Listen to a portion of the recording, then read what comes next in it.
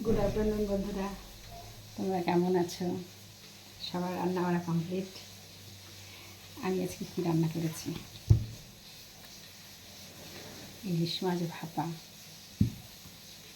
দাঁড়াও দেখাচ্ছে। ইলিশ ভাপা আজকের দুপুরের স্পেশাল মেনু, ইলিশ ভাপা। দেখো ইলিশ মাছ ভাপা, ঠিক আছে, মুসুর ডাল আর হচ্ছে বাঁধাকপি। বাঁধাকপি সকালে টিফিনের সাথে কিছুটা খাওয়া হয়ে গেছে। আর তরকারিতে জল দিয়ে দিলাম কষিয়ে, এই এখন ফুটছে, আর একটু ফুটে নিক, তারপরে মাছগুলো দিয়ে দিব, দিয়ে ভেঙে চুড়ে রান্না করে নামাবো, তারপর দেখাবো কেমন হয়েছে। সেই মাছের মাথার তরকারি, এই যে সেই মাছের মাথার তরকারি।